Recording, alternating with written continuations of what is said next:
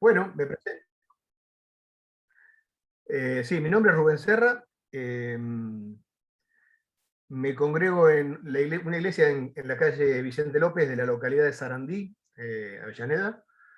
Y bueno, soy médico, mi familia es mi esposa Marcela, dos hijas, Florencia y Camila, la más grande casada, la más chica por casarse ahora en octubre.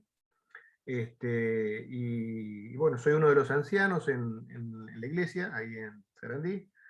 Y bueno, nos conocimos acá con los muchachos en un retiro de ancianos hace un par de años. Y bueno, ya en aquel momento me habían dicho de ir, bueno, y se cristalizó ahora, en medio de la pandemia, así que bueno. Cuando hablé, no me acuerdo si fuera con Jerónimo, quien me había tirado así un poquito de que, dado que soy médico, así, que hable algo acerca del COVID o algo de la... O sea, yo la verdad que no voy a hablar mucho del COVID porque estamos medio saturados. Prendemos la televisión y todo el mundo habla del COVID, que las vacunas, que la nueva cepa, que los contagiados, que etcétera, etcétera. Pero yo sí quiero usar un poco el mecanismo de la enfermedad para hacer una aplicación espiritual. Sí voy a decir algo con respecto a la enfermedad, porque con gran sorpresa en la iglesia, el otro día hablando con los hermanos, me encontré que muchos de los hermanos estaban con reparos con el tema de la vacuna. Yo no sé cómo será con ustedes, si tienen posición tomada, si hay... Pero lo que quiero decirles es que si alguno tiene algún tipo de temor, algún tipo de reparo, eh, lo peor que pueden hacer es no vacunarse. Es decir, en la medida que puedan vacunarse, tienen que vacunarse, porque claramente la defensa es tener los anticuerpos para el virus. Así que esto lo digo así, medio como un mensaje de muletilla para trabajar en contra a muchos que trabajan en contra de las vacunas como si fueran algo malo. Hace mucho tiempo que se vacunan por muchas enfermedades y han colaborado para la salud de la población. Así que esto no es diferente. Lo que sí quiero traer, para no alargar mucho, porque por Zoom no se puede hablar demasiado. El virus, ¿qué es un virus? Yo no sé el conocimiento médico, pero es bastante difundido. ¿Qué es un virus? ¿Cuál es la diferencia entre un virus, por ejemplo, y una bacteria? Bueno, muy rápidamente se lo voy a decir. El virus es una célula incompleta, por decirlo de alguna forma. La bacteria es una célula que tiene dentro de lo que es el citoplasma, toda la parte de afuera, un núcleo adentro. Y dentro del núcleo tiene el ADN, que es la información genética que almacena las características o lo que se quiere hacer, y ese ADN a través de un ARN, que es parecido, manda un mensaje al resto de la célula para ponerla a trabajar y producir lo que quiere producir. El virus es totalmente diferente. El virus es solamente una partícula de ADN o de ARN. Solamente información genética, pero es incapaz de sobrevivir por sí mismo. No es capaz de hacer ninguna función porque no tiene ningún órgano, como si lo tiene la célula completa o la bacteria. Entonces necesita introducirse dentro de una célula. Ese ADN, que es la información genética, se mete dentro del núcleo de la célula que infecta y la empieza a colonizar para hacerla trabajar en su provecho. ¿Me expliqué lo que quise decir? Es decir, el virus solito no puede hacer nada, pero cuando entra en una célula, la toma, la domina y hace que trabaje para él. Y a veces ese virus, haciendo eso, no produce un efecto mortal, pero muchas veces interfiere de tal manera con las funciones fisiológicas de la persona que lo lleva hacia la enfermedad y a veces hacia la muerte. ¿Por qué creo que hay una lección espiritual ahí? Cuando nosotros pensamos en el cristiano, eh, sabemos que hay enemigos del cristiano. Tradicionalmente, la teología clásica habla de tres enemigos: Satanás, el mundo y la carne. ¿Sí? Satanás, el enemigo de nuestras almas, pero aunque no estuviera Satanás, nuestra propia carne, que es esa naturaleza que nos lleva a hacer cosas que deseamos y que no están bien, y la otra es la influencia del mundo, la influencia no del mundo geográfico, del sistema del mundo, ¿no es cierto? Esos son los tres enemigos del creyente. Pero Satanás no siempre actúa desde afuera. Muchas veces actúa desde adentro, como si fuera un virus. Y acá viene el tema que yo veo que se relaciona. Y hay un ejemplo muy claro en la Biblia, muy claro. Si pensamos en el pueblo de Israel, saliendo de Egipto, o antes de salir de Egipto, estaba cautivo, Faraón los maltrataba, es más, mandó un decreto para matar a todos los niños. Ese es un daño externo, es una persona que desde afuera le quería hacer mal. Y nosotros como creyentes muchas veces somos atacados de esa forma. Tenemos un ataque que viene desde afuera. Pero el pueblo de Israel sale al desierto, es liberado maravillosamente en aquella Pascua, en aquella primera Pascua, salen al Éxodo y cuando empiezan a tener resultados victoriosos, están llegando ya a la tierra prometida. Y cuando están llegando ya a la tierra prometida, hay un episodio que se da con Moab y su rey, que era Balac. Estoy seguro que ustedes se acuerdan, pero Balac era el rey de Moab. Y vamos a leer un poquitito, si tienen la Biblia, lo buscan en Números, capítulo 22.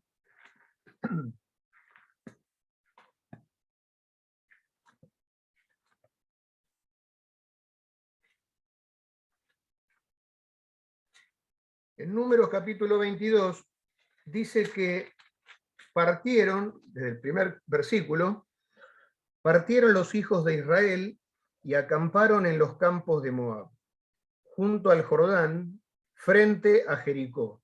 Es decir, faltaba cruzar el Jordán para entrar en la tierra prometida. Y vio Balac, hijo de Zippor, todo lo que Israel había hecho al amorreo. Y Moab tuvo gran temor a causa del pueblo, porque era mucho, y se angustió Moab a causa de los hijos de Israel. Versículo 5. Por tanto envió mensajeros a Balaam, hijo de Beor, en Petor, que está junto al río en la tierra de los hijos de su pueblo, para que lo llamasen, diciendo: un pueblo ha salido de Egipto y he aquí cubre la faz de la tierra y habita delante de mí. Ven pues ahora, te ruego, maldíceme este pueblo, porque es más fuerte que yo. Quizás yo pueda herirlo y echarlo de la tierra, pues yo sé que el que tú bendigas será bendito y el que tú maldigas será maldito. Bueno, acá Balac dice, yo no voy a... Sabía que ese pueblo había derrotado naciones importantes, no tanto por lo numeroso, sino porque Dios estaba con ese pueblo. Y eso lo veía Balac. Entonces busca la forma de que el sacerdote este, profeta este, Balaam, maldiga al pueblo de Israel. Capítulo 23, versículo 11. Entonces Balac, cuando se levanta Balaam, en vez de maldecirlo, bendice. Dice, entonces Balac dijo a Balaam, ¿qué me has hecho? Te he traído para que maldigas a mis enemigos y aquí has proferido bendiciones. Y Balaam dice, yo no puedo maldecir si Dios no me deja maldecirlo, sino solamente bendecirlo. Y sigue y le dice, vamos a hacerlo de otra manera. En el 23, 27, le dice, dijo Balac a Balaam, te ruego que vengas, te llevaré a otro lugar, por ventura parecerá bien a Dios que desde allí me lo maldigas. Es decir, cambia la visión, busca otra forma de...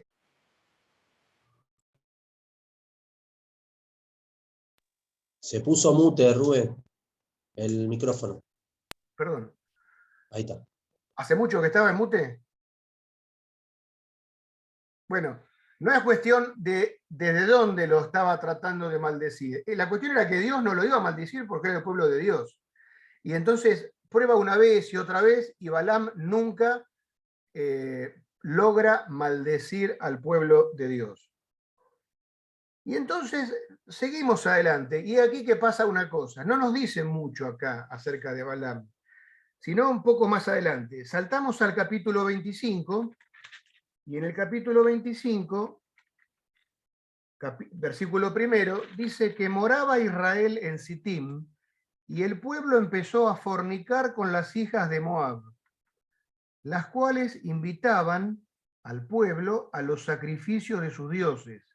El pueblo comió y se inclinó a sus dioses. Así acudió el pueblo a Baal Peor, y el furor de Jehová se encendió contra Israel.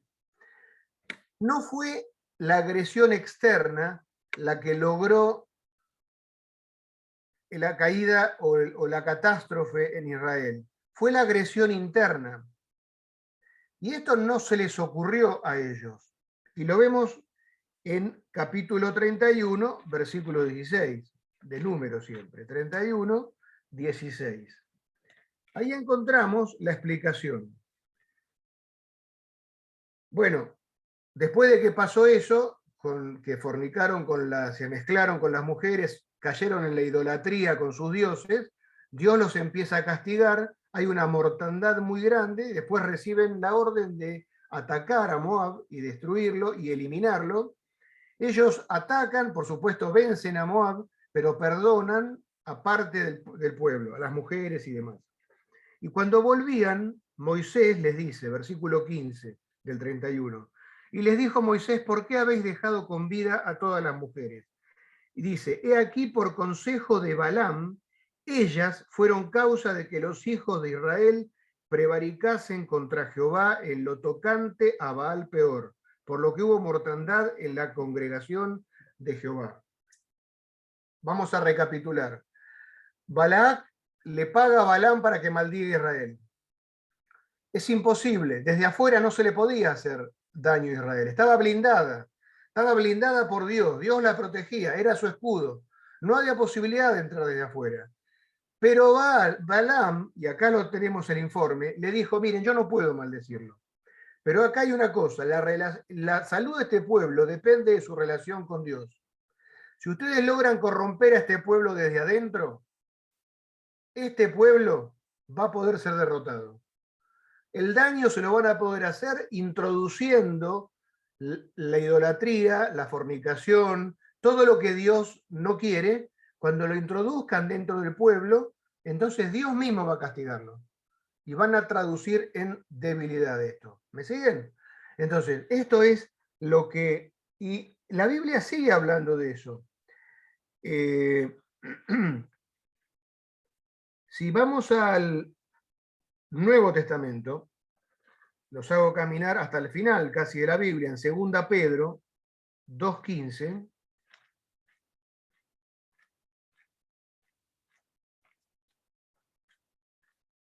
Segunda Pedro 2:15 dice, hablando de los falsos maestros, tanto Pedro como Judas hablan de lo mismo, ¿no? Dice que los falsos maestros han dejado el camino recto y se han extraviado siguiendo el camino de Balaam, hijo de Beor, el cual amó el premio de la maldad.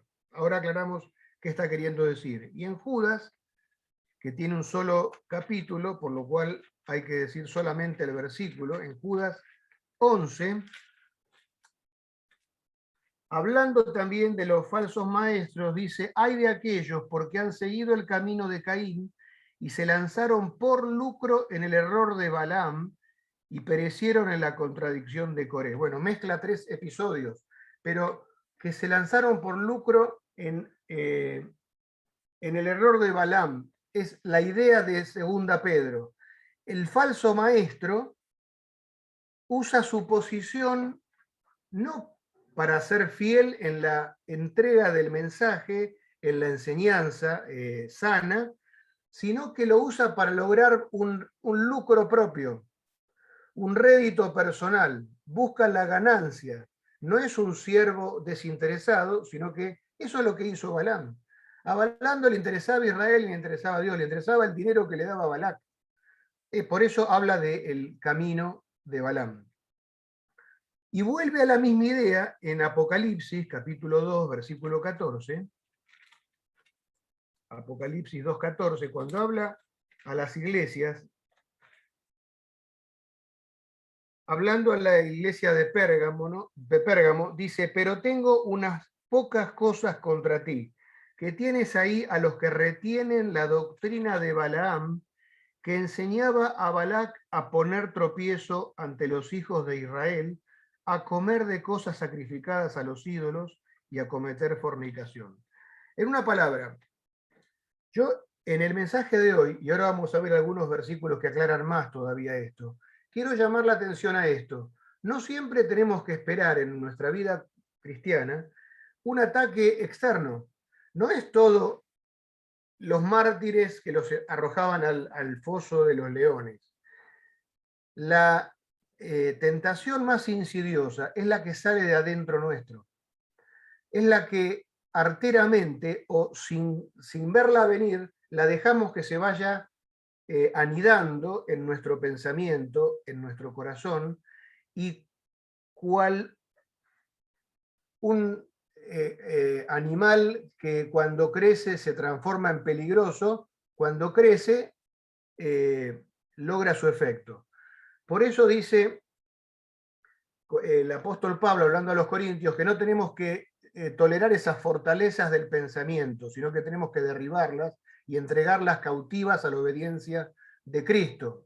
Yo no me acuerdo quién decía, pero es una metáfora muy linda, que decía que nosotros no podemos impedir que los pájaros revoloteen por encima de nuestra cabeza, pero sí podemos evitar que hagan un nido encima de ella. El problema es que cuando hacen un nido, ya después es más difícil sacarla. Cuando una idea que andaba revoloteando se mete en nuestro interior, empieza a hacer una tarea dañina, de destrucción, y lo que da es el daño. Y eso lo tenía muy en claro Jesús y lo dijo cuando habló allí en Mateo,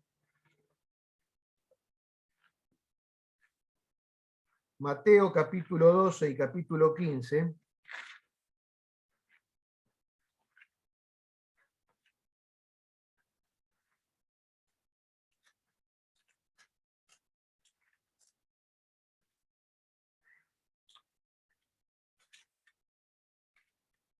En 12:34 dice, le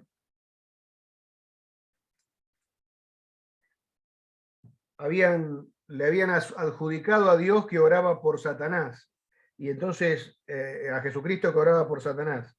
Y Jesucristo les dice lo leemos, dice que cualquier pecado le será perdonado, pero el que hable contra el Espíritu Santo no le será perdonado. Y dice, versículo 33 del 12, o haced al árbol bueno y su fruto bueno, o haced el árbol malo y su fruto malo, porque por el fruto se conoce el árbol. Dice, generación de víboras, ¿cómo podéis hablar lo bueno siendo malos?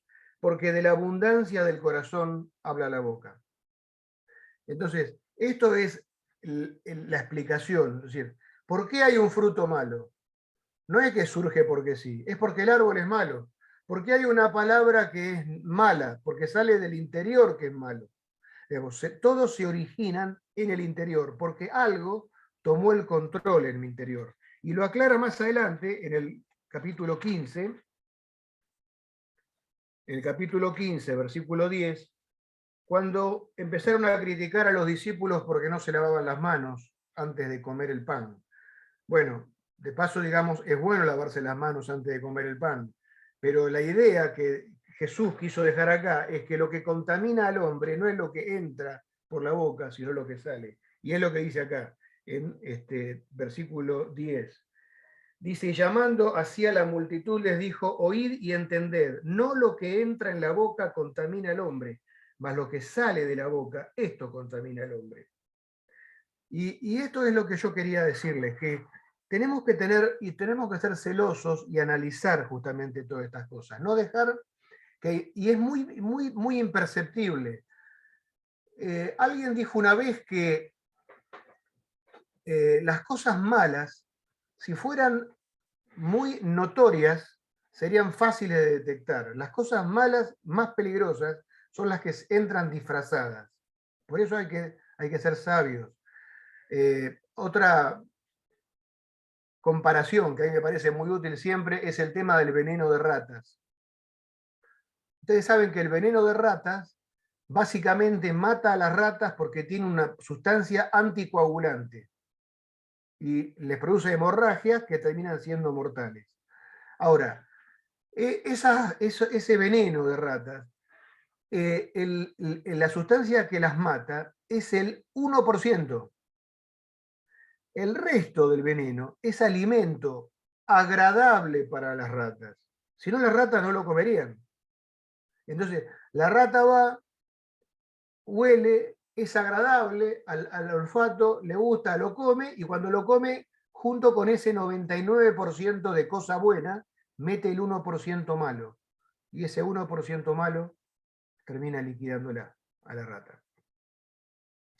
Y nosotros tenemos que tener cuidado con estas cosas. Y esas cosas que entran son muy variables. Son sentimientos, son ánimos, y yo solamente voy a mencionarse varias, pero no lo vamos a buscar en la Biblia porque son muy conocidas. Miren, por ejemplo, yo anoté así rápidamente algunas cosas que pueden introducirse y provocar daño en nuestra vida, en nuestro ministerio, en nuestra vida cristiana. Uno es el desánimo, desanimarse. Bueno, en esta época no es difícil desanimarse, porque hay muchas razones, pero hay mayores razones para tener ánimo, porque el Señor está con nosotros. Elías había vencido a los profetas de Baal en el Monte Carmelo, y cuando se enteró que Jezabel lo estaba buscando para matarlo, se deprimió. Y Señor, me quiero morir, me quiero ir. El desánimo. Tuvo que ir ahí a buscar y a rescatarlo el ángel y darle de comer y demás. La duda es otra. La duda se mete muchas veces, ¿eh? Y se mete no solamente en el jovencito o en el que recién empieza. Cuando pasan ciertas cosas, a veces la duda se mete y el diablo trabaja con esa duda. Pero vos estás seguro. La duda en cuanto a si nosotros podemos hacer, ¿saben qué? Vamos a hablar o vamos a orar o a hacer una tarea, un ministerio, lo que fuera, y el diablo trata de meter en nuestra cabeza cosas del pasado que Dios perdonó muchas veces y las mete en nuestro presente para decir, no, yo voy a hacer esto, si yo mira lo que hice. Y nos olvidamos que Dios olvida nuestros pecados. Una vez que fueron confesados y perdonados, Él los aleja cuando está lejos el oriente del occidente. Tomás tuvo la duda. Tomás tuvo la duda, ¿se acuerdan? Le dijeron, vino Jesús. No, si no lo veo, si no meto mi dedo. La impaciencia. Judas fue impaciente. Muchos dicen que Judas entregó a Jesús no por la plata en sí mismo, sino porque procedía de un grupo de revolucionarios que querían vencer al Imperio Romano. Y sabiendo del poder de Jesús, lo entregó para obligar a Jesús a que derrotara a los romanos. Es un camino de pensamiento que no es para despreciar. Sin embargo, es la impaciencia. No escuchó a Jesús. No escuchó que Jesús dijo, yo tengo que ir, tengo que morir. Si el grano no cae en tierra y muere, no da fruto. Un montón de señales que Jesucristo había dado. El enojo. ¿Se acuerdan de Jonás? Una persona enojada. ¿Por qué voy a predicarle a Nínive si es un pueblo malísimo? Un pueblo que es enemigo de Israel. Y se enojó con Dios. Y eso le hizo mucho daño a Jonás. La hipocresía, nos acordamos de Ananías y Zafira. Tenían una propiedad, la vendieron. ¿Quién los obligó?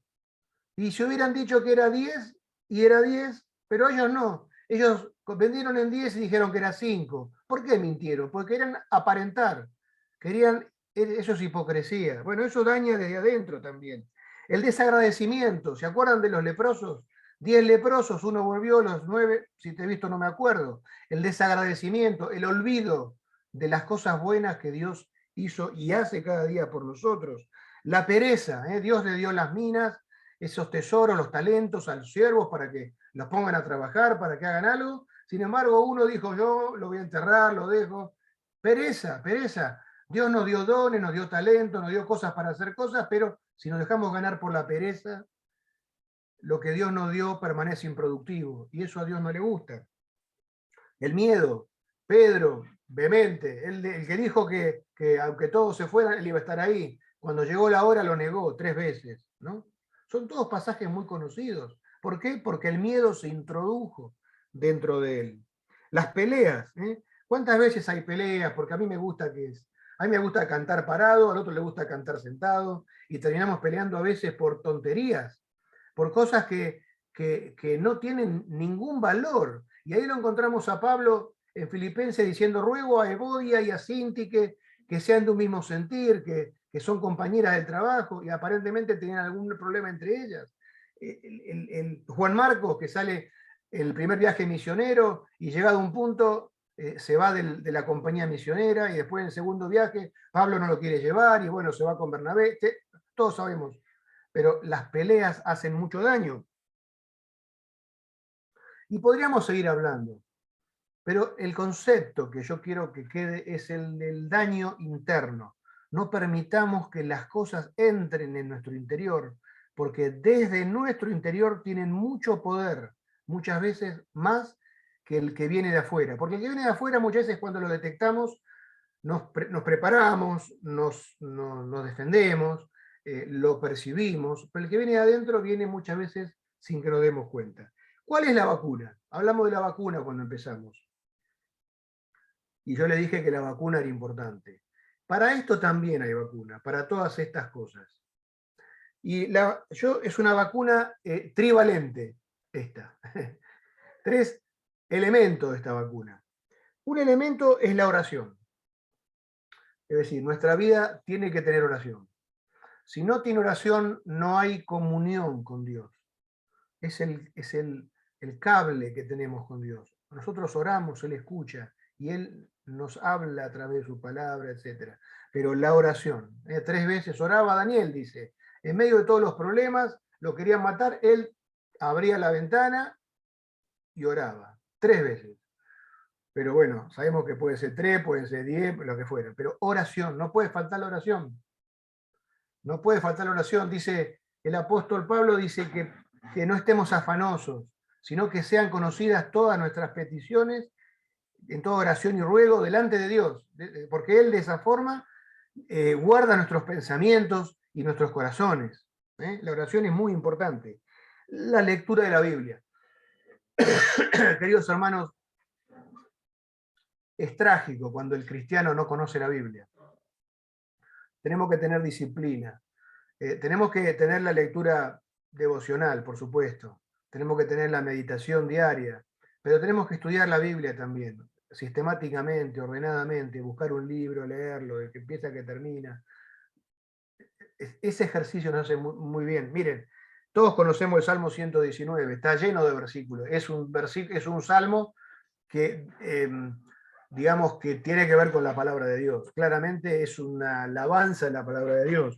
Y tiene una serie de cosas. Dice, ¿con qué limpiará el joven su camino? Con guardar su palabra. Es decir, lámpara es a mis pies tu palabra y lumbrera mi camino. En mi corazón he guardado tus dichos para no pecar contra ti. ¿Ven? En mi corazón he guardado tus dichos para no pecar contra ti. Ahora yo pongo algo dentro que es bueno y que echa lo malo. ¿Se dan cuenta? El virus entraba y trabajaba de adentro para hacernos daño. La vacuna de la palabra entra adentro para librarnos del daño que quiere venir. En mi corazón he guardado tus dichos. La palabra de Dios es la que nos ilumina, la que nos muestra, la que nos hace ver el camino, y el camino ya no es penumbroso, sino que es alumbrado y nosotros sabemos cómo venimos. Y por supuesto la comunión. La comunión. Dice el libro a los Hebreos, después que dice, por tanto, teniendo un sumo sacerdote así tan grande y habiendo sido limpiados y todo, entremos, y nos estimula a que entremos con corazón sincero, limpiado, etcétera, etcétera.